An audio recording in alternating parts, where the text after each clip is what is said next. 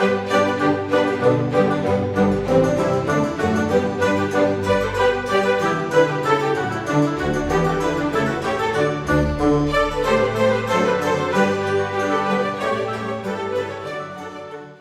welcome back. This is part 2 of our talk about the golden ratio.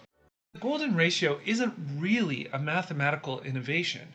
Nobody wrote it. It's not a program like the EOS blockchain, but you can write a program for the golden ratio using JavaScript. The golden ratio is really more like a mathematical observation. If you're building a geometric shape and you want to build another shape on top of it and include the previous shape, you'll sort of automatically create the golden ratio. That's why it's found everywhere in nature, from beehives to sunflower seeds to the distribution of leaves on a plant. The Fibonacci series is a series of integers which compounds according to golden ratio principles.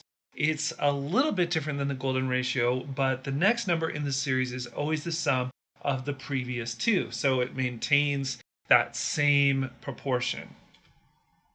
Fibonacci numbers appear everywhere in nature. For instance, if you were to look closely at a sunflower, you would see that the seeds on the head of the sunflower are arranged in these little arcs.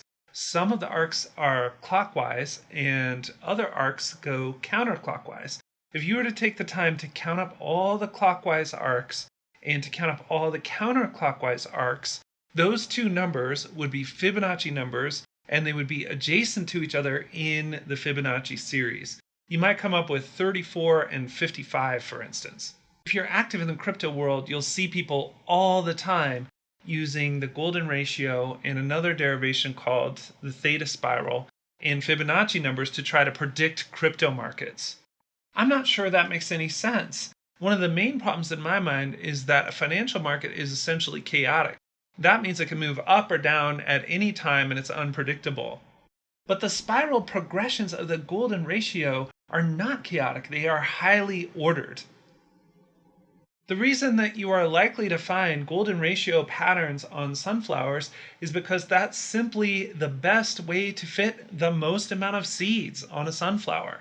If you introduce chaos into the system of seed ordering on a sunflower, you simply wouldn't get as many seeds, and the plant would be at an evolutionary disadvantage. Chaotic math is a field that's just in its infancy, and who knows, maybe as we get more sophisticated and we get better computing tools to understand the mathematics of chaos, maybe we'll look in there and we'll see the golden ratio underlies all of it. That would be amazing. The question that we'll keep pursuing because it's exciting: what underlies chaos? Is there some kind of essential order to everything? It's a question that's almost spiritual and philosophical.